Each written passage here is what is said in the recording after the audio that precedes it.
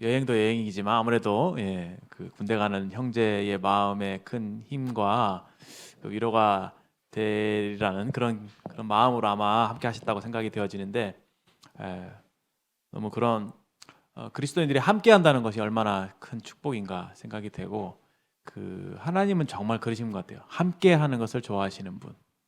그래서 혼자 있는 거 별로 안 좋아하십니다. 가능한 한 자주 만나시고 자주 뭉치시고 함께 하시기를 제가 여러분들에게 이제 좀 당부를 드리고요. 청년 때 저도 이제 청년을 지나왔는데 지난 날을 돌아보니 여러분들 뭐 호텔이란 말 아세요?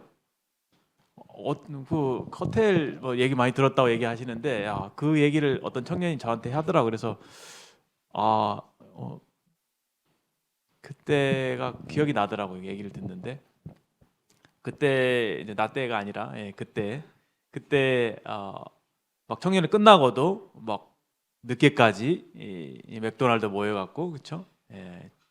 교제하고 어울려 다니고 또 함께 이제 어떤 어려운 그 형제가 있었는데 이제 한 10명 가까이인가 형제들이 우르르 그 다크 브라더스라고 해서 우르르 몰려가서 신방을 했던 그런 기억이 납니다. 그때 아마 이동 형제님, 이동 쌤이 그 의학 공부하느라 굉장히 스트레스가 과해갖고 정말 엄청난 그 거의 우울증 비슷하게 정말 힘들어 보이더라고요. 근데 이제 우리 민철 쌤 이런 분들 저 이렇게 아주 옛날 얘기죠. 그 외에 다크 브라더스 한 10명 정도가 회화에 찾아가서 신방을 했던 기억이 나고 그때 그 푸념을 다 들어주면서 형제의 그 우애를 다졌던 그런 생각이 납니다. 그런 것들이 고스란히 추억인데요. 그 형제 자매님들도 이런 면에서 자주 모이시고 함께 하시고 그리스도의 사랑을 많이 나누시면서 주님을 배워가시기를 바라는 마음이 있습니다. 이게 자꾸 내려가네요.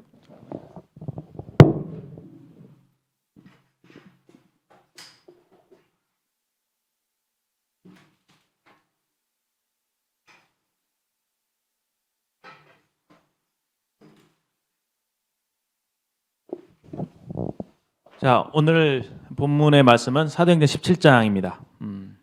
오늘 본문의 말씀은 사도행전 17장에서 그 아테네에서의 바울의 전도라고 하는 제목으로 말씀을 함께 생각해 보도록 하겠습니다. 이제 공과가 이번이면은 아마 10강에서 마무리가 될 것 같아요. 우리 하반기 2022학년도 하반기의 주제가 이제 전도였잖아요. 그렇죠? 그래서 가스펠데이 여러분들 지난번까지 아주 열심히 하시고 제가 진짜 함께 하고 싶었는데 지난번에 못했습니다. 저희 아이들이 아파갖고 병간호하고 그런다고 못했습니다. 근데 이제 사진으로 이렇게 보니까 너무 함께 하고 싶다는 생각이 들었었는데 형제 자매님들 이제 하반기에 보여줬던 그 가스펠데이 이때 열심히 복음을 전하기 위해서 협력하시고 여러 가지 프로그램 짜시고 지혜를 모으시고 또 주변에 있는 친구들 이렇게 초대하시고 그리고 그 이후로 이제 나오신 분들이 좀 계시잖아요. 저기도 계시고 연못 얼굴들이 보이는데 너무 감사하고 사실 한 영혼의 가치가 천하보다 귀하다고 하는데 우리가 한 사람을 주님께로 그렇게 인도하는 일들이 얼마나 하나님 기뻐하시는가 생각을 해보게 됩니다. 그렇게 이제 공부해 오다가 이제 저희들이 요한복음을 공부했었고 이제 사도행전에서 5번째 말씀이 되는 그 바울의 전도, 그 중에서 아테네에서의 전도에 관한 말씀을 오늘 보겠습니다. 17장 16절입니다. 사도행전 17장 16절부터 23절까지의 말씀을 읽도록 하겠습니다. 바울이 아덴에서 그들을 기다리다가 그 성에 우상이 가득한 것을 보고 마음에 격분하여 회당에서는 유대인과 경건한 사람들과 또 장터에서는 날마다 만나는 사람들과 변론하니 어떤 에피쿠로스와 스토아 철학자들도 바울과 쟁론할세 어떤 사람은 이르되 이 말쟁이가 무슨 말을 하고자 하느냐 하고 어떤 사람은 이르되 이방 신들을 전하는 사람인가 보다 하니 이는 바울이 예수와 부활을 전하기 때문이러라. 그를 붙들어 아레오바고로 가며 말하기를 내가 말하는 이 새로운 가르침이 무엇인지 우리가 알 수 있겠느냐? 내가 어떤 이상한 것을 우리 귀에 들려주니 그 무슨 뜻인지 알고자 하노라 하니 모든 아덴 사람과 거기서 나그네 된 외국인들이 가장 새로운 것을 말하고 듣는 것 이외에는 달리 시간을 쓰지 않음이더라. 바울이 아레오바고 가운데 서서 말하되 아덴 사람들아 너희를 보니 범사에 종교심이 많도다. 내가 두루 다니며 너희가 위하는 것들을 보다가 알지 못하는 신에게라고 새긴 단도 보았으니 그런즉 너희가 알지 못하고 위하는 그것을 내가 너희에게 알게 하리라. 아테네입니다. 아테네. 여러분 아테네 하면 생각나는 것이 무엇입니까? 예? 여신, 그렇죠. 여신. 신들 많잖아요. 제우스 신, 무슨 신, 맞죠? 전 제우스밖에 생각이 안 나네요. 또 뭐가 있죠? 여튼 많잖아요, 그렇죠? 신의 종류가 굉장히 많습니다. 그리고 파르테논 신전 기억나나요? 파르테논 신전 가보셨어요? 예. 신이 많으니까 신전도 많죠. 그래서 그리스 여행 가시면은 신전을 많이 보게 되실 것입니다. 신들이 많았습니다. 첫 번째, 그렇죠? 신들. 그리고 또 그리스 하면 생각나는 거, 그리스, 헬라 문화는 그리스어가 굉장히 그 언어적으로 굉장히 단어도 풍부하고 그렇죠. 그 영어 단어 중에서 그 그리스어에서 파생되어 만들어진 단어들이 굉장히 많아요. 그리스가 당시에 이 헬라 문화가 그 지혜가 풍부했던, 지혜가 충만했던 그 문화였습니다. 그렇죠? 그래서 로마 정치적으로는 그 이 당시 예수님 있었던 그 당시에가 로마가 지배하고 있었던 세계였지만 정치적으로는 문화는요 그리스 문화, 헬라 문화, 우리나라 말로 헬라, 그리스 문화가 그 유럽 전역을 지배하고 있었던 시대입니다. 특히 이 헬라 문화의 중심지였던 바로 이 아테네, 그렇죠? 그리스 아테네. 이 지역은요 무엇이 유명했냐면 철학이 유명하죠. 철학, 그렇죠? 철학가들이 많이 배출되었습니다. 유명한 철학가 생각나시는 분 혹시? 소크라테스, 그렇죠? 플라톤, 그렇죠? 뭐 아리스토텔레스, 뭐 이런 많죠. 예. 저 잘 모릅니다. 철학에도 잘 모르지만 여기에 철학의 두 학파가 등장합니다. 에피쿠로스, 스토아 철학자 이렇게 등장하죠. 그래서 그리스 아테네, 이 아테네 하면 특별히 생각나는 것 두 가지. 신들이 많았다. 또 한 가지 철학이 유행했다. 바울이 다른 곳에서 전도하다가 이제 앞에서는 어디 전도했냐면요. 베레아, 이제 데살로니가, 베레아 이렇게 전도하다가 아테네 지방으로 건너왔습니다. 그런데 이 성에 16절에 보시면 이 성에 우상이 가득했다. 아까 신들이 많았다고 했죠, 그렇죠? 그 신들의 형상을 생긴 우상들이 많았나 봅니다. 그러니까 신도 많고 우상도 많고. 이 당시에 바울이 전도한 패턴을 보면 이런 패턴이 있어요. 바울이 이제 선교 여행을 떠나잖아요. 근데 이 새로운 도시에 딱 도착을 하면 제일 먼저 갔던 데가 어디냐면 어디였을까요? 어디서 전도했을까요? 회당에 가서 먼저 전도했어요. 그러니까 이 바울은요 유대인이었기 때문에 자기 민족을 사랑하는 마음이 컸습니다. 당시에 유대인들 중에서 유대인들이 이스라엘에 살지 않고 교포처럼 우리나라 미국 가서 사는 사람처럼 교포처럼 이 유럽 전역에 흩어져서 살았어요. 그러니까 바울이 지금 유럽 지역을 복음 전하면서 소아시아 지역과 터키 지방 그 다음에 건너가서 지금은 유럽에서 복음을 전하고 있는데 가는 곳마다 교포들이 있었어요. 유대인 교포들. 그 교포들이 이방 땅, 외국 땅에 살고 있었던 겁니다. 근데 그들이 그곳에 살 때 회당이라는 것을 지었어요. 마치 이슬람 사람들이 전 세계적으로 흩어질 때 이슬람 사원을 짓잖아요. 우리나라에도 막 사원 지으려고 막 그러는데 그런 것을 생각해 보시면 됩니다. 교포, 그렇죠? 이 교포가 가는 곳마다 회당을 지어서 유대인들끼리 거기에 모여 있었다. 그래서 바울이 1차적으로 전도하려고 했던 그 대상은 유대인이었어요. 공교롭게도 이방인들에게 전도하려고 나갔을 때도 먼저 갔던 곳은 회당이었어요. 그래서 그 회당에서 유대인들과 이렇게 질문을 주고받는 형태로 복음을 전하다가 거기서 잘 안 되니까 잠깐 밖으로 나왔는데 거기서 누군가 그 지역에 사는 이방인, 그렇죠? 그 지역에 사는 지역 주민을 만나서 전도하니까 그들이 구원을 받는 그런 형태로 바울의 전도 여행이 전개가 되는 것을 우리가 사도행전에서 볼 수가 있습니다.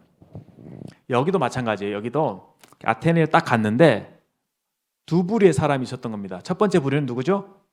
교포, 유대인 교포들이 있었어요. 그러니까 하나님, 다시 말해서 유일신을 알고 있는 사람들, 유일신을 믿고 있는 그 유대인들, 교포, 외국인 교포가 있었습니다. 그 다음에 두 번째로는 그 토속, 그렇죠? 지방, 그 지역 사람들이 있었죠. 아테네인들. 이 두 사람들이 영적인 그 상태가 다릅니다. 그렇죠? 여기 유대인들은 기본적으로 유일신인 하나님을 알고 있어요. 알고 있습니다. 근데 이쪽 아테네 사람들은 다신교를 섬기고 있죠. 여러 잡신들, 그렇죠? 무슨 신 많잖아요. 그 잡신들을 섬기고 있으면서 그 아테네 도시의 전체의 문화가 뭐라고요? 우상으로 득실거렸다고요. 근데 좀 재밌는 부분은 17절에 보시면 이제 우상이 가득한 거 보고 이제 마음이 격분했는데 17절에 와서 회당에서는 유대인과 경건한 사람들과 또 장터에서는 날마다 만나는 사람들과 변론했다. 그러니까 회당에서는 아까 말한 유대인 교포들과 교포들에게 말씀을 전도했던 거고, 밖에 나가서는 장터에서는 만나는 사람들, 그 지역 주민들과 변론했던 것이죠. 근데 주로 어떤 사람들이었느냐? 18절에 에피쿠로스와 스토아 철학자들이 이제 바울과 쟁론하게 되는 것입니다. 바울이 전했던 이제 복음은 18절 하반절에 나와 있는 것처럼 예수와 부활을 전했습니다. 근데 그 사람들이 볼 때는 어떤 이방신을 전하는 사람으로 봤던 것이죠. 이 철학이라고 하는 것은 여러분, 철학은 뭐죠? 철학은 무엇입니까? 어떻게 이루어지나요? 철학이 뭐예요? 혹시 아세요? 철학과 다니시는 우리 서영 형제님, 그렇죠? 서영 형제님 철학과 다니시죠? 철학이 어떤 학문입니까? 철학은요, 우리 그 모든 그 우주 만물의 그 원리가 있잖아요. 그죠? 법칙이 있죠. 숨은 법칙들이 있어요. 원리가 있어요. 다른 말로 하면 진리라고 합시다. 진리. 그렇죠? 어떤 뭔가 정해진 이치가 있는데 그것을 사람의 생각과 생각을 깊이 해서 그것을 알아내는 거예요. 그리고 다른 한 가지는 경험을 통해서 알아내는 겁니다. 이해되죠? 관찰을 통해서 알아내는 거예요. 쉽게 말해서 소크라테스가 무슨 말했죠? 제일 유명한 말 중에 하나가 너 자신을 알라. 그 말의 의미가 굉장히 깊죠. 그렇죠?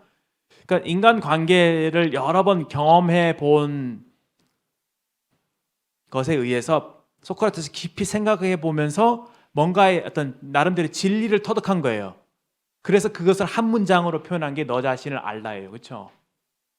거기에는 많은 의미가 있겠죠. 그 깊은 의미에 대해서 나누진 않겠습니다만 이런 식으로 여러분들도 생각을 깊이 하다 보면 여러분 삶에서 일어나는 여러 일들을 통해서 뭔가의 나름대로의 이치를 발견하게 되실 거예요. 그런 사람도 있죠. 생각 많이 하시는 분들. 그런 분들이 작가가 되는 거예요. 그렇죠? 그리고 그런 분들이 이제 블로그 같은 거 운영하잖아요. 그러면서 자기만의 어록을 쓰죠. 여러분들 책 써보신 적 있나요? 책 쓰는 데까지 아직 못 미치겠지만 생각을 많이 하시는 분들은 그 자기 삶에 대해서 이렇게 뭔가 깨닫는 그런 것들이 있죠. 그 나름대로 삶에서 어떤 지혜를 터득하게 됩니다. 그것들을 이제 내가 이걸 발견했어라고 이제 그것들을 기록을 하게 되고 사람들과 나누게 되는 거예요. 저 역시도 약간 나름대로 모르겠어요. 이게 성경 말씀에 관해서 그런 건지 몰라도 삶을 살다 보니까 또 육아를 하면서 또 여러 가지 사람들 관계 속에서 뭔가 깨달아지는 그런 깨우침들이 있더라고요. 예. 여러분도 그런 거 없나요? 예. 근데 이 철학하시는 분들은요, 생각을 굉장히 깊이 해요. 우리 주변에 방승희 형제님도 철학에 좀 관심이 있는 거, 책 많이 읽으시고. 이때 당시에는 사람들이 이미 지식이 차고 넘치고 지혜가 차고 넘쳤는데 그 중에서도 어떻게 해요? 더 생각을 많이 해서 기존에 알려지지 않은 새로운 어떤 지식에 대해서 탐구하려고 하는 그것에 대한 관심이 많았어요. 그것을 흥미롭게 여겼어요. 그런 것들을 막 얘기하고 토론하고 그랬었어요. 여러분 이거 굉장히 매력적인 학문이에요. 재밌어요. 진짜로 그래요. 철학이 약간 신학과 맞물려 있다는 것도 아시나요? 그렇죠? 여러분 생각하는 거 좋아하시는 분들, 깊이 생각하는 거 좋아하시는 분들은 굉장히 매력적인 학문이 될 수가 있습니다. 이 철학이라고 하는 것이. 여기 이 사람들이 어떠했냐면 그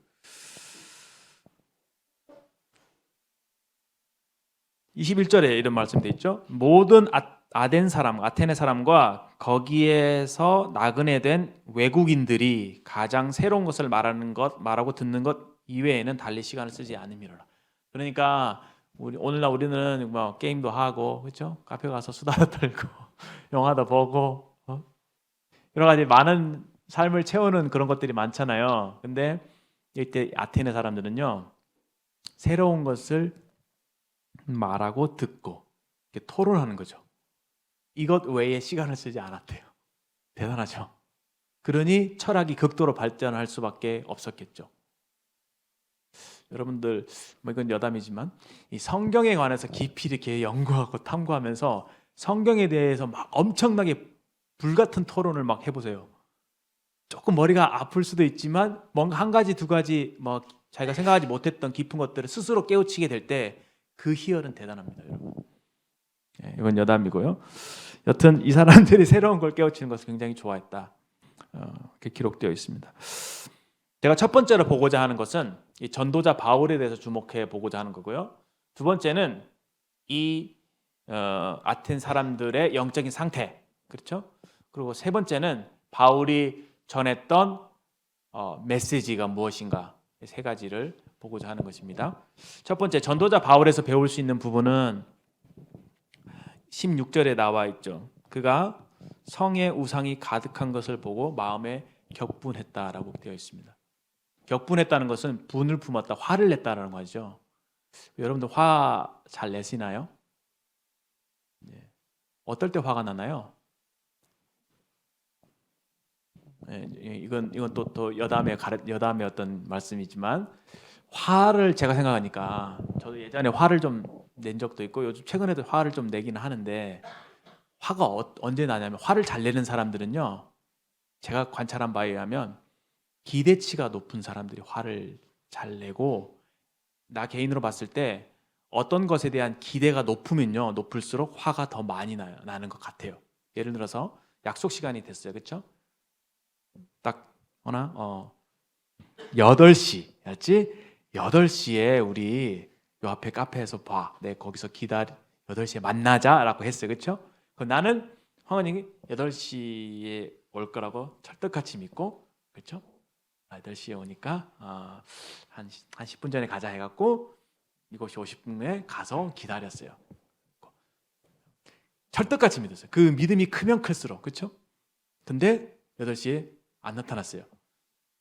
그냥 뭐 조금 기다리면 오기 조금 늦겠지. 한 8시 반이 됐어요. 안 나타났어요. 연락도 없는 거, 오고 있겠지. 또 기다렸어요. 9시가 됐어요. 안 나타났어요. 그 기대치가 크면 클수록 화가 더 많이 나겠죠. 근데 얘가 평소에 늦는 걸 알아요. 8시 하면 보통 1시간 뒤에 오는 걸 알아. 기본.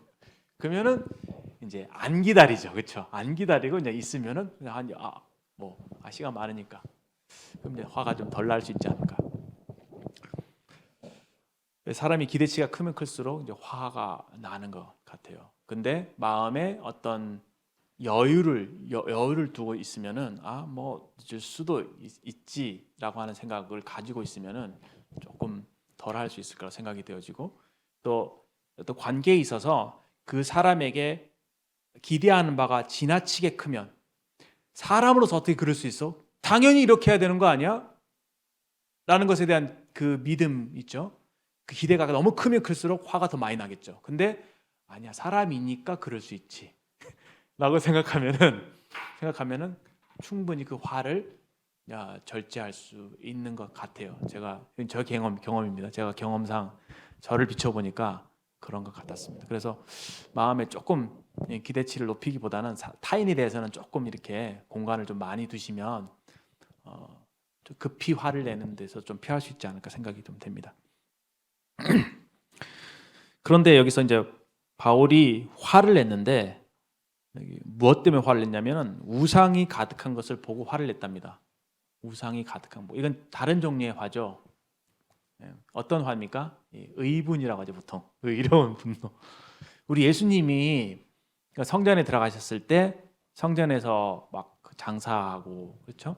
막 돈 바꾸고 그런 사람들 보시면서 막 화를 내셨잖아요, 그렇죠? 그리고 노끈으로 채찍을 만드셔서 이렇게 다 쫓아내셨습니다. 굉장히 어떻게 보면은 과격한 행동으로 보일 수 있는데, 주님이 그렇게 하신 이유가 바로 하나님의 영광을 향한 열정이었죠. 그래서 좀 이런 것도 한번 나눠봤으면 좋겠습니다.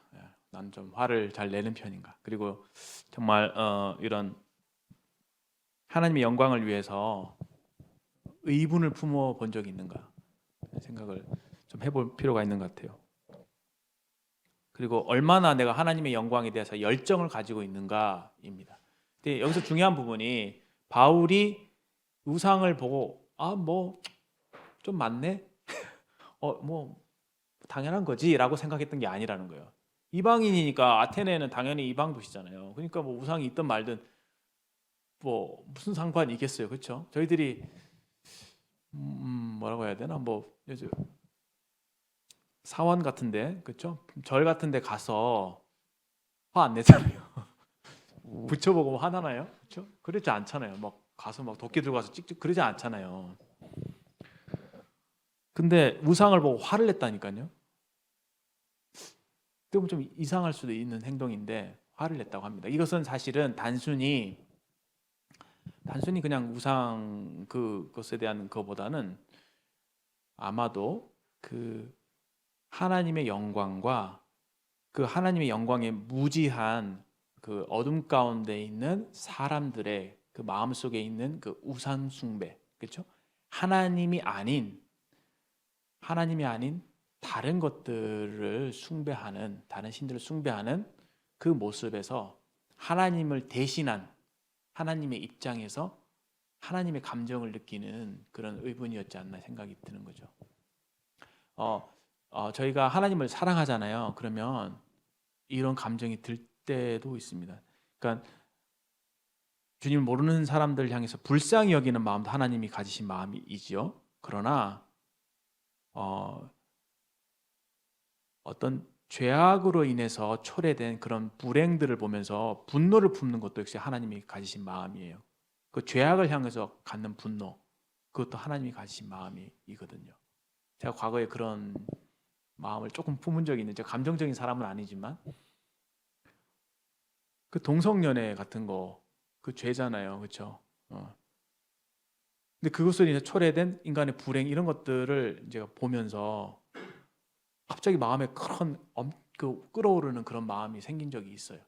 하나님이 이런 죄악을 보면서 이렇게 슬퍼하시겠구나, 그런 마음이 들 때가 있었어요.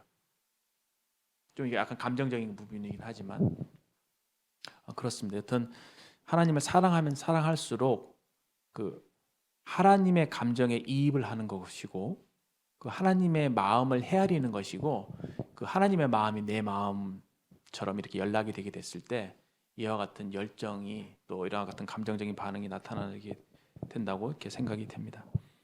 그래서 전도자로서 가져야 될 것은 뭐다? 하나님의 영광을 향한 열정이다. 이렇게 그렇습니다. 특별히 이제 이 죄에 대해서 이렇게 좀 분해하는 마음, 이거 정말 필요하고요. 그 다음에 영혼들을 향해서 불쌍히 여기는 그런 마음, 이 마음이 없으면은 우리가 전도를 하기가 상당히 어렵지 않겠는가 생각이 들고, 하나님께서 우리 전도하는 우리들에게 그런 것들을 기대하신다고 생각을 합니다. 바울에게서 그것을 배울 수 있고요. 여기 이제 이 아테네 사람들은 그 종교심이 많은 사람들이었다. 22절에 그렇죠? 종교심이 많다. 왜냐하면 이들이 여러 신들을 섬기고 있었기 때문이라는 것을 볼 수 있습니다. 그런데 그것들이 이제 우상이죠. 왜냐하면 하나님께서 그렇게 말씀하셨어요. 나는 여호와라, 나 외에는 다른 이가 없느니라. 세상의 입장에서는 다른 신이 있죠. 있나요? 다른 신이 있죠. 있잖아요. 여러 잡신들이 있잖아요. 물귀신도 있고 무슨 물의 신 뭐 많잖아요. 산신령 뭐. 신 이름도 생각이 안 나네. 그죠? 신이 많아요. 세상 입장에서는 많아요. 근데 하나님 뭐라고 하신다고요? 나 외에는 신이 없다고요. 근데 신이 있다라고 사람들이 허상이죠. 허상. 그렇죠? 헛된 신. 우리가 숫자에서도 실수가 있고 허수가 있잖아요. 숫자가 없는데 있다고 치는 수가 허수잖아요. 허자인데 저도 허자. 없는데 있다고 허구, 그렇죠? 없는데 있다고 치는 것이 신이에요. 그래서 헛된 신이라고 하잖아요. 헛된 신. 없는데 있다고 사람들이 만드는 거예요. 사람들이 만든 신. 그 신은 사실은 그래서 안 보이니까 허구니까 보이게끔 하기 위해서 뭘요? 형상을 만드는 거예요. 우상 만들고 여기 보이지? 이거야. 여기 있어. 근데 그 안에는 없는 거예요. 실제로 그렇습니다. 네. 신이 없는데 사람들은 그것이 신이라고 치고 있죠. 네. 분명히 아셔야 될 부분이고, 근데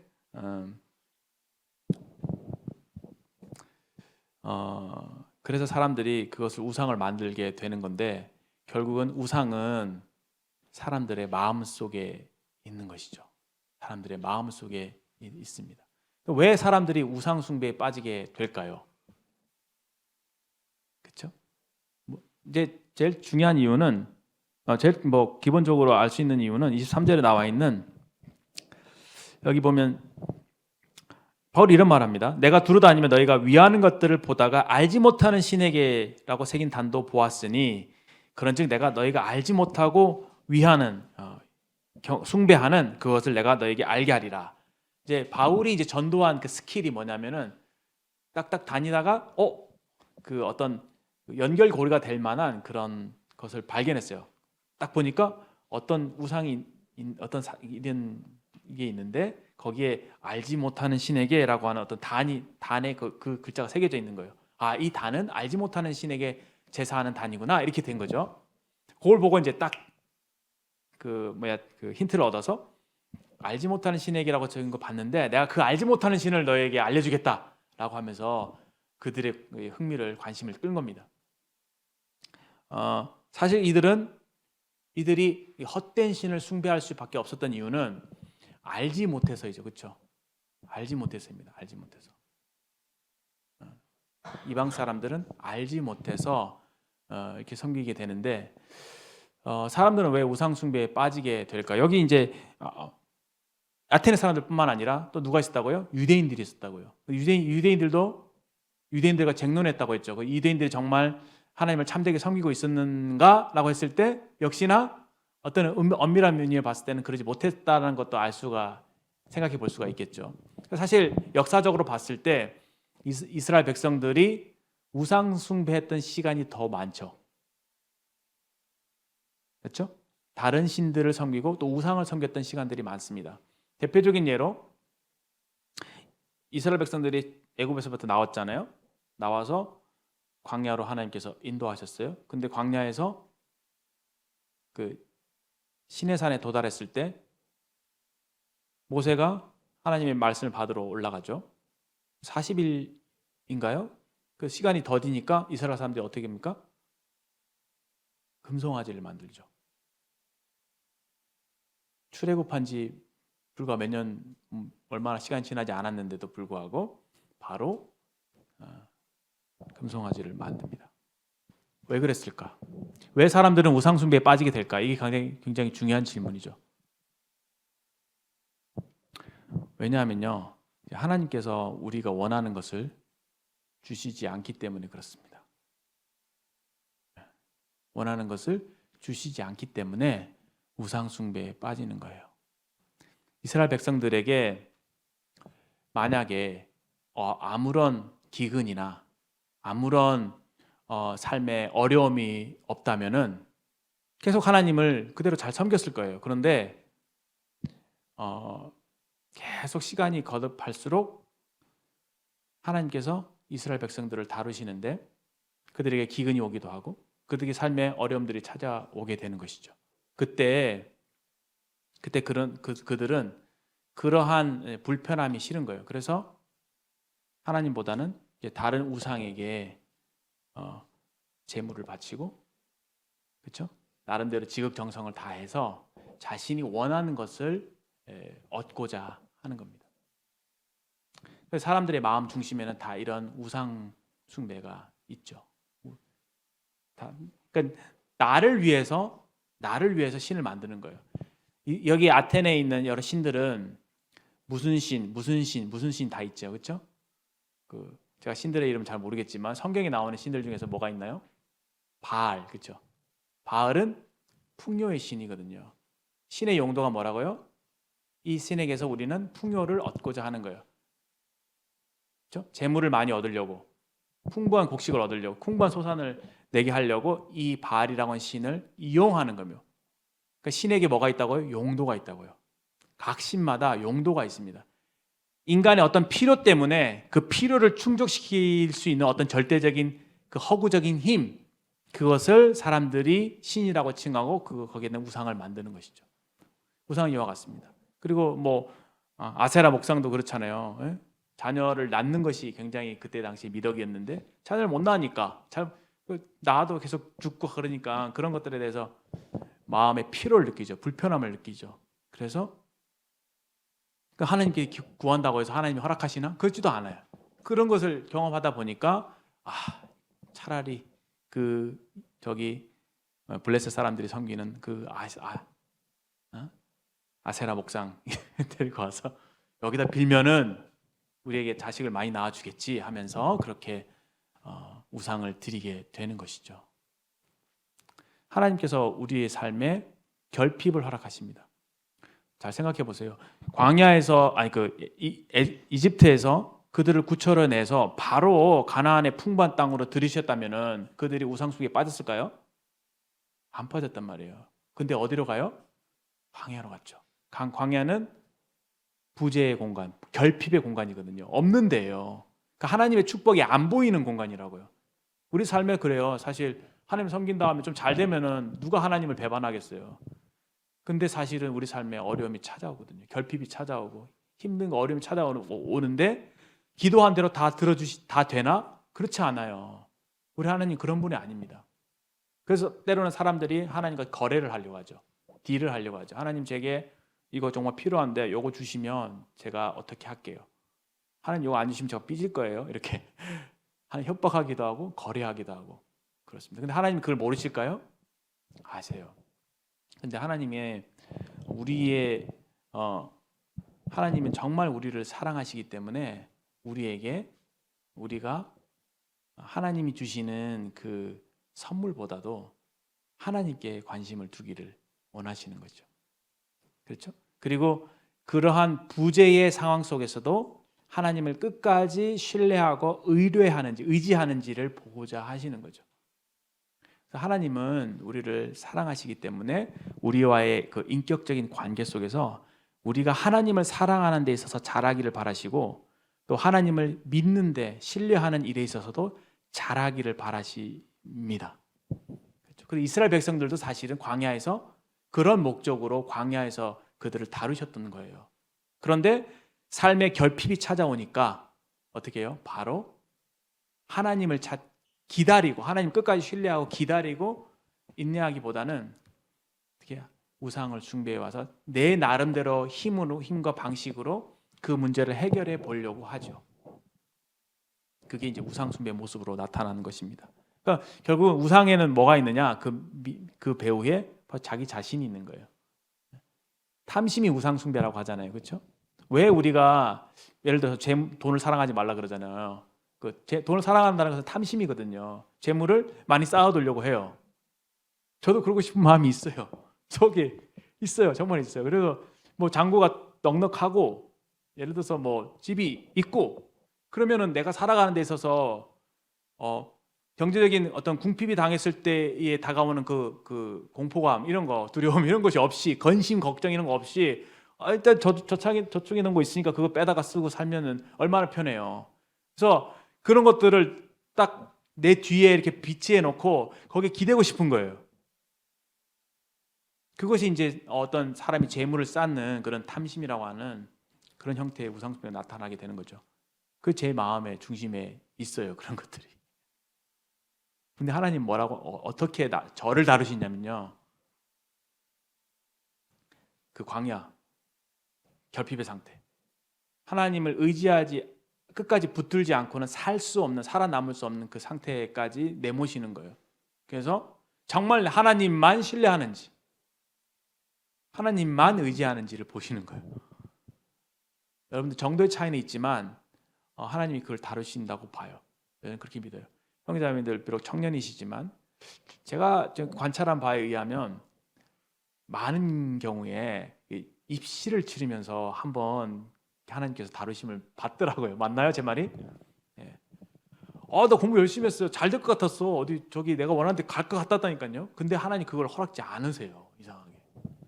내가 원하는 대로 안 간다니까. 인생이 내가 원하는 대로 안 되는구나라는 것을 첫 번째 입시 때 딱 절실하게 깨닫죠. 다 하나님 우리를 사랑하시기 때문에 아까 지금까지 말씀드린 이러한 부분을 우리에게 하나님께 대한 절대적인 신뢰, 하나님께 대한 참 까닭 없이 하나님을 사랑하는 그런 것들을 우리에게 갖추게 하시려고 우리를 인도하신다는 교훈을 생각하게 보게 됩니다. 24절 이후에 이제 바울이 이 우상 숭배하는 이 아테네 사람들을 위해서 이런 말씀을 전하고 있습니다. 하나님이 어떠한 분이신지에 대해서 먼저 그들에게 소개하고 있는데요. 24절부터 잠깐 읽어보겠습니다. 우주와 그 가운데 만물을 지으신 하나님께서는 천지의 주제시니 손으로 지은 전에 계시지 아니하시고 또 무엇이 부족한 것처럼 사람의 손으로 섬김을 받으시는 것이 아니니 이는 만민에게 생명과 호흡과 만물을 친히 주시는 이심이라. 인류의 모든 족속을 한 혈통으로 만드사 온 땅에 살게 하시고 그들의 연대를 정하시며 거주의 경계를 한정하셨으니 이는 사람으로 혹 하나님을 더듬어 찾아 발견하게 하려 하심이로되 그는 우리 각 사람에게서 멀리 계시지 아니하도다. 우리가 그를 힘입어 살며 기동하며 존재하느니라. 너희 시은 중 어떤 사람의 말과 같이 우리가 그의 소생이라 하니. 일단 여기까지 읽겠습니다. 이 하나님을 알지 못해서 참 창조주를 알지 못해서 우상 숭배에 빠져 있는 그 아테네 사람들에게 바울이 전한 첫 번째 메시지는 뭐냐? 그들에게 소개한 하나님 뭐냐? 천지와 만물을 지으신 신이 계신다. 그 하나님이 계신다. 그 유일한 그 한 분이 계신다. 그분은 천지의 주인이시다. 이런 엄청난 선포의 말씀입니다. 우리가 복음을 전할 때도요, 사실은요, 여기서부터 시작을 하는 거예요. 기독교가 말하는 하나님이 아니라 모든 존재하는 것의 근원이 되시는 창조주에 대해서 소개하는 겁니다. 우리는 창조주에 대한 얘기를 하는 거예요. 나의 근원, 이 만물의 근원이신 분, 만물의 주인이신 분에 대한 얘기를 하는 겁니다. 그 만물의 주인 되신 분이 여러분과 저 그리고 만물을 만드셨죠. 그런 다음에 특별히 사람들에겐 만물을 위임해 주셨어요. 위임. 그렇죠. 그러나 그 소유권, 그 주권은 누가 있냐면 하나님이 갖고 계신 거예요. 어떤 건물이 있다고 칩시다. 건물이 있으면 이 건물에 A라고 하는 분이 제가 이 건물의 소유주예요. 그러면 그런데 건물의 소유주인데 제가 지나가다가 어떤 한 굉장히 길거리에서 이제 구걸하고 있는 어떤 소년을 봤어요. 그래서 너무 불쌍해 갖고 데려와다가 저희가 막 이렇게 돌봐주고 막 이렇게 교육도 시켜주고 키웠어요. 키워서 에, 이제 이 사람에게 이제 이 건물을 맡겼어요.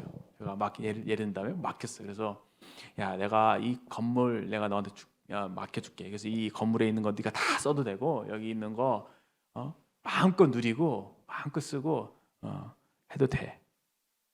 대신에 이 건물이 주인이 나라는 것만은 잊지 말아줘. 그래서 여기서 혹시 건물을 통해서 나오는 수익이 있으면 그 수익의 10분의 1만 나한테 줘. 그러면 돼. 그런데 이 아이가 시간이 지났는데 10분의 1을 안 주는 거예요. 그리고 어느 순간 보니까 자기가 주인 행세를 하고 있는 거예요. 저에게 아무 기별도 없이 제가 갔는데 뭐 대우도 안 해주고, 그렇죠? 그리고 거기 있는 것들을 그냥 다 소비해 버린 거. 자기 마음대로 막 처분하기도 하고 어떤 건물 뭐 한 층은 팔아먹기도 하고, 예를 들어서 성경에 그런 개념이 나옵니다. 그래서 하나님께서 우리 인간들에게 만물을 선물로 주시면서 이것을 마음껏 누리도록 하신 거예요. 그리고 이것을 잘 관리하도록 맡기신 거예요. 그래서 우리에게 청지기 내지는 관리자라고 말을 하고 있죠. 청지기 관리자. 그러나 이것의 주인은 따로 있는 것이죠. 우리가 여러분 11조 드리시나요? 10분의 1을 드린다는 것은 10분의 1이라는 것은 전체를 의미하거든요. 전체를 대표하는 것이 10분의 1이잖아요. 그렇죠? 맞나요? 성경적 개념에서 첫 것을 드리는 것이, 첫 것은 전체를 말하는 것이었고, 어떤 소유물에 있어서 첫 번째 10분의 1을 떼서 드리는 것은 이 나의 소유에 대해서 나의 모든 소유의 주인이 바로 하나님이심을 인정하는 행동이거든요. 하나님께서 나에게 일할 수 있는 이 일터를 주시고, 일할 수 있는 힘과 에너지를 주시고, 이 모든 것이 하나님께로부터 온 것이다. 내가 생존할 수 있게 여기 생명과 호흡과 만물과, 그렇죠? 다 주셨잖아요. 그래서 적어도 나의 존재, 이 만물에 대해서 주인이 하나님이신 것을 인정하는 표현으로서 우리 소득에서 10분의 1을 하나님께 드리는 거예요. 이 소득이 내게 아니라 하나님 것입니다. 그러나 나에게 누리게 하시고 나에게 이것을 잘 관리해서 하나님의 영광을 드러내는 일에 사용하도록 하시는군요. 이런 태도로 우리가 소득의 10분의 1을 드리는 거거든요. 이해되십니까?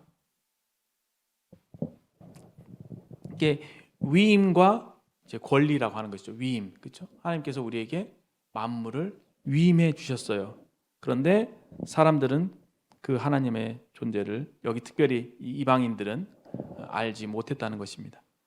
그리고 이제 그들이 하나님께서 오해했던 것이 25절에 하나님이 뭔가 부족해서 사람의 손으로 뭔가 섬김을 받으시는 것처럼 보였다는 거예요. 그래서 하나님께 뭔가 재물을 많이 바치고 심지어 자식까지 바치면 자기가 기도하고 원하는 것들을 하나님께서 들어주실 것처럼 그렇게 생각하는 거. 그게 사실 기복신앙 아니겠습니까? 오늘 기독교인도 많죠. 수능 때 되면 기독교 교회 몇 회잖아요. 절간도 마찬가지고. 자기 목적이 있는 거거든요. 하나님, 우리 아들 이거 대학 여기 의대 들어가야 됩니다. 꼭 붙게 해주십시오. 그때만 하나님 찾는 거예요. 하나님을 수단으로 이용하는 거죠. 하나님이 그렇게 이용 당해 주실 하나님이 또 아니세요.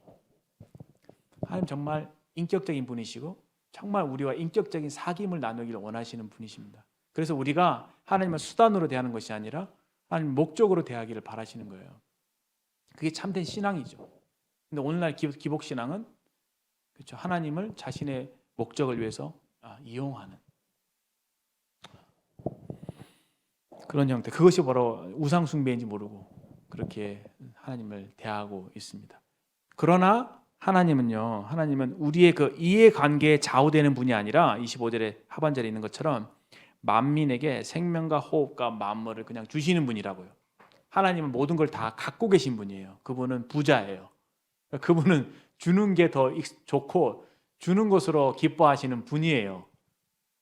그런데 기본적으로 주시는 분이, 기본적으로 복을 주셔야만 그 직성이 풀리시는 그게 하나님의 기본적인 속성인데 그분이 우리에게 안 주신단 말이에요. 그러면은 거긴 이유가 있겠죠. 줘서 나에게 해가 되니까. 그렇죠? 자식이 제 아이들이 초콜릿을 막 달라고 그래요. 좋아하는 거 주고 싶어요. 근데 주면은 안 돼요. 이가 썩으니까. 특히나 자기 전에. 그렇죠? 꼭 이를 닦여서 재운단 말이에요. 그리고 어느 한 개 이상 안 줘요. 왜? 중독될까 봐. 계속 달라고 할까 봐. 안 줘요. 하나님 그런 분이시죠. 생명과 호흡과 만물을 친히 주시는 분이라는 거예요. 이게 중요합니다, 여러분. 그러면은 이 사실에서 어떤 것을 우리가 믿을 수 있냐면요. 하나님께서 내 생애에 앞으로 나의 삶에 모든 필요를 하나님은 채우신다라는 것을 믿을 수 있어요. 나는 결코 굶어 죽지 않는다. 하나님께서 나에게 일을 할 수 있는 직장을 주시든, 그렇죠? 나에게 어떤 다른 방법을 내가 기대치 못했던 방법으로 나에게 공급하시든, 하나님은 나의 생계를, 나의 생활을 책임져 주시는 분이시다라는 것을 우리가 믿을 수 있어요. 더군다나 성도들은 하나님의 자녀잖아요, 그렇죠?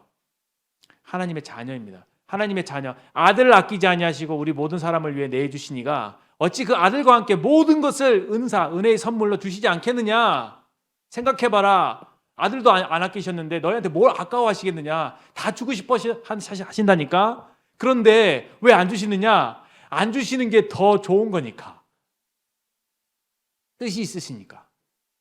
그래서 하나님을 사랑하는 자에게는요, 모든 것이 합력해서 선을 이룬다고요. 심지어 내게 어려움이 닥친 것 같고 하나님께 나에게 뭔가 저주를 내리신 것 같이 막 엄청난 그런 이게 뭐야 이거 생각할 정도로 정말 안 좋은 일을 당했을지라도 심지어 그것까지도 하나님께서 우리의 최고의 선을 위해서 하나님이 허락하시는 거라고요. 그렇게 우리가 믿을 수 있다는 겁니다. 이게 진정한 믿음이에요.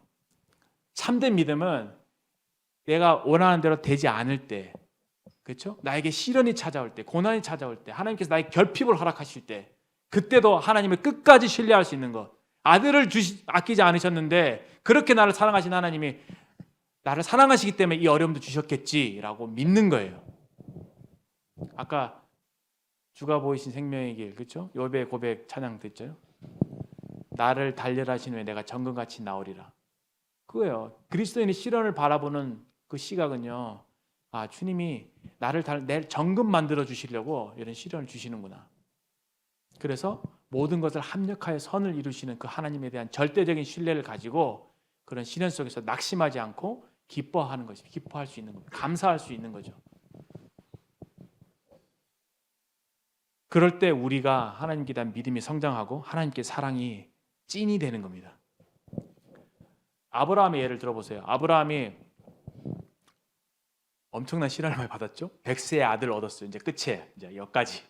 예, 나는 이제 하나님의 축복을 받았어. 이제 만사형통이야. 이제 끝났어. 근데 어떻게 합니까? 하나님이 22장에 아들을 달라고 그러세요. 가장 소중히 여기는 그것을 달라고 하십니다. 근데 차라리 목숨을 달라 하면 드리겠어요. 그렇죠? 근데 어떻습니까? 내가 나보다 더 사랑하는 내 아들을 어떻게 내가 내 손으로 죽일 수 있냐고요. 그게 말이 됩니까? 이건 사실 역사적으로 저는 이 사건 정말 이해가 안 돼요. 하나님 그 요구를 하셨다는 것도 이해가 안 되고 그 요구에 그렇게 반응한 아브라함도 전혀 이해가 안 됩니다. 자, 성경에서 정말 이해할 수 없는 대목 중에 하나입니다. 그런데 그렇게 됐어요. 알죠? 이야기를 다 아시죠? 그 말씀에 순종해요. 하나님께 대한 절대적인 신뢰와 순종을 가지고 했어요. 그리고 히브리 기자는 그것을 죽은 자 가운데 다시 살리실 것을 믿었다고 해요. 그러니까 하나님께 대한 절대적인 신뢰를 갖고 있었기 때문에 그 말씀을 순종해서 실제로 칼로 죽이려고 했어요. 하나님이 딱 막으시죠. 그때야 비로소 네가 하나님이 경외하는 줄 안다고 말씀하시는 것은 네가 나를 믿는 게 진짜 믿는 거구나. 네가 나를 사랑하는 게 진짜 사랑하는구나. 네 자식보다 나를 더 사랑하는구나. 그렇게. 그럼 하나님이 그 자식을 실제로 죽이게 하셨나요? 아니셨죠. 그렇죠? 안 하셨어요. 자식을 잃어버린 고통을 아브라함은 겪지는 않았어요. 근데 하나님 아버지는 겪으셨어요. 십자가에서 아들을 잃는 아들을 잃어버리는 그 고통을 하나님 아버지께서 겪으셨습니다. 그러나 아브라함은 그렇지 않았어요. 그래서 그것이 하나님이 겪으신 고통과 인간이 겪은 고통이 극적인 차이가 있는 겁니다. 성경은 그걸 말씀하고 있어요. 그 정도로 하나님께서 아들을 잃는 고통을 감내하실 때까지 우리를 사랑하셨다고 한다면은 와, 얼마나 사랑하신 거예요? 아브라함이 이삭을 사랑한 것보다 더 사랑하신 거죠. 그렇죠? 맞나요? 이해할 수 없습니다. 그래서 아브라함은 이 아들이라고 하는 우상을 극복한 거예요. 그렇죠? 하나님께 대한 절대적인 신뢰와 사랑으로 극복을 했습니다.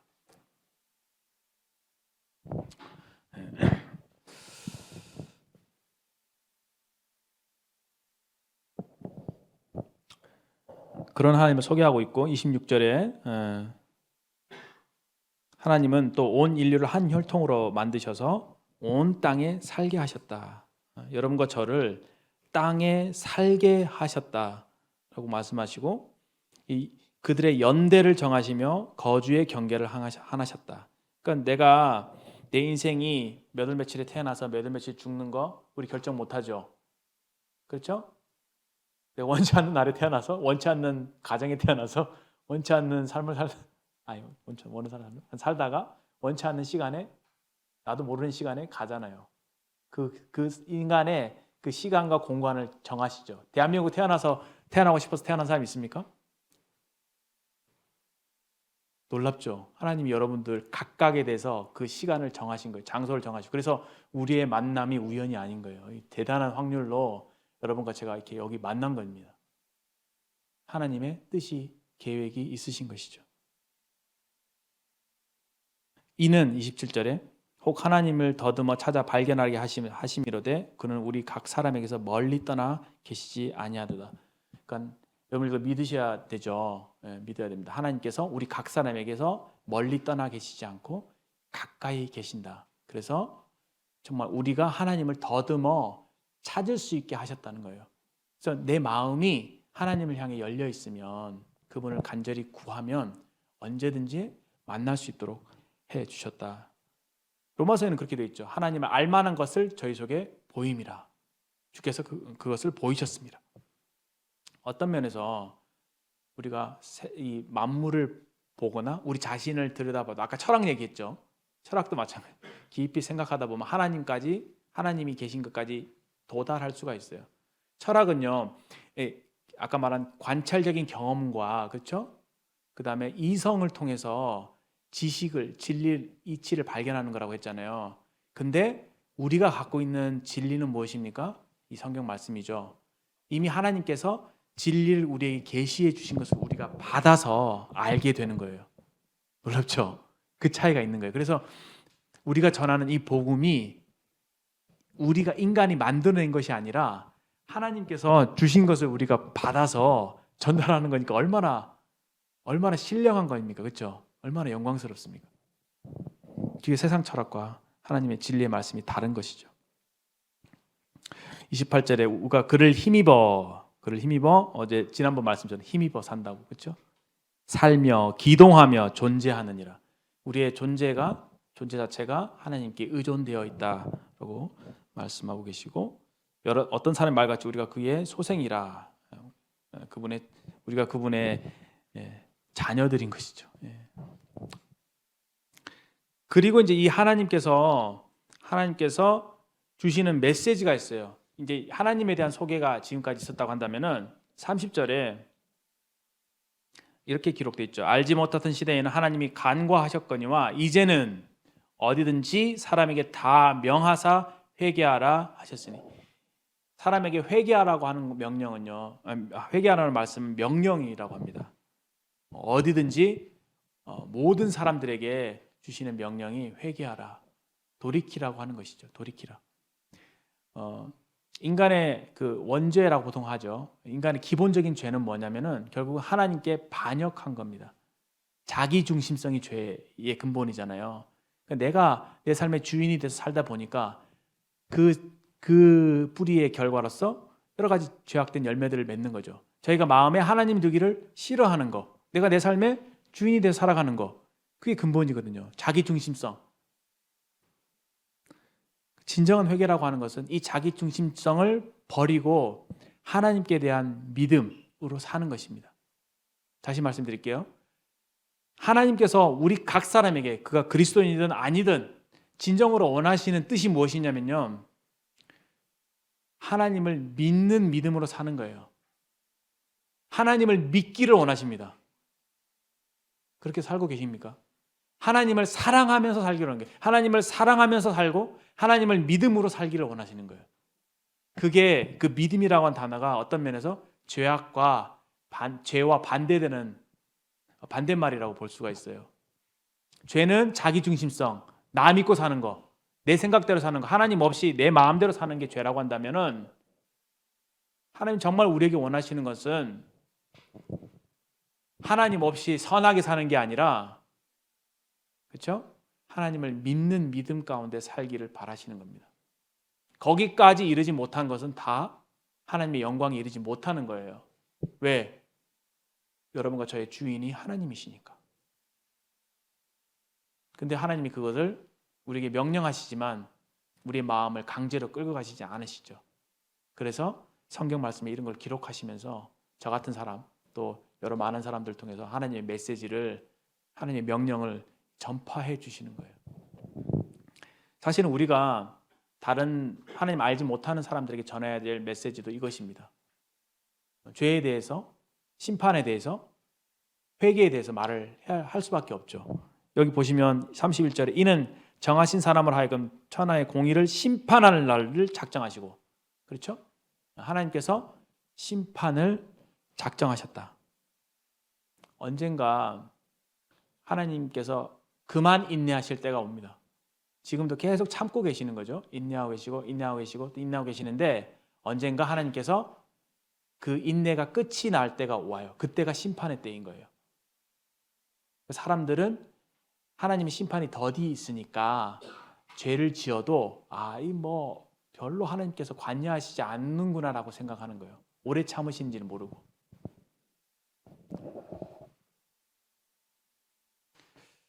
네. 그래서 죽은 자 가운데서 살신 것으로 모든 사람에게 믿을 만한 증거를 주셨습니다. 그래서 바울이 이제 여기에 그치지 않고 하나님께서 심판하신다고 하셨지만 이 심판을 피할 수 있도록 아들 주 예수 그리스도를 보내셨고, 그분으로 하여금 우리의 죄짐을 담당케 하셨고, 죽으신 이후에 다시 부활하셔서 이제 그분을 믿는 모든 자에게 하나님의 의를 선물로 주셨다. 새로운 삶을 우리에게 허락하셨다라고 하는 것이 바울이 전했던 복음의 핵심 메시지였습니다. 우리가 전하는 복음도 마찬가지예요. 그렇죠? 이 예수님, 우리를 위해서 어린 양이 되셔서 우리의 모든 죄를 담당해 주신 예수님, 그리고 죽으셨을 뿐만 아니라 다시 살아나셔서 지금도 살아계시는 그 예수님을 우리가 전하는 것이죠.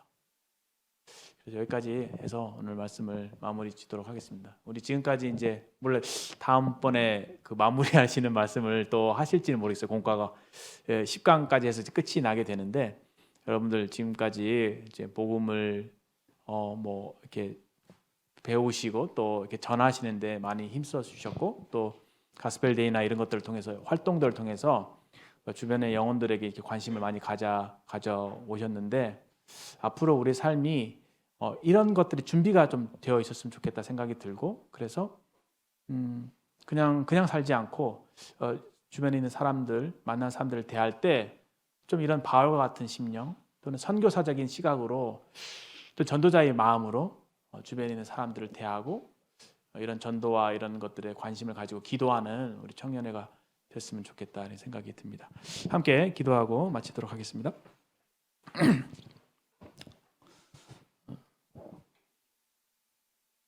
하나님 아버지, 참 여기 계신 우리 사랑하는 청년 형제 자매님들을 사랑해 주시고 지금까지 하나님을 믿는 믿음 가운데 살 수 있도록 인도해 주신 것을 진심으로 감사를 드립니다. 이제 어떻게 저희들이 참 이 믿음 안에 들어올 수 있게 되었는지, 참 이해할 수 없지만 이 모두가 하나님의 은혜이심을 저희들이 생각하게 될 때 참 아버지께 감사와 영광을 돌려드리며 이제 하나님 아버지께 저희들에게 명령하시고 부탁하신 이 사실을 알지 못하는 많은 사람들에게 주님의 복음을 증거하는 일에 저희들을 사용해 주시기를 간구를 드립니다. 좀 저희들이 이 좀 복음을 더 사랑하고 주님을 사랑하고 주님의 십자가의 은혜를 전하는 일에 참 열정을 품게 해주시고 좀 그를 통해서 하나님 아버지를 기쁘시게 해드리는 삶을 살도록 저희들을 인도해 주시옵소서. 오늘 남은 운반 시간도 주님이 선하게 인도해 주셔서 주님께서 우리 마음에 주신 것들을 함께 나누면서 피차 간에 위로와 격려를 받게 하시고 또 믿음 안에 성장하는 좋은 시간이 되도록 인도해 주시옵소서. 예수님의 귀하신 이름으로 감사하며 기도합니다. 아멘.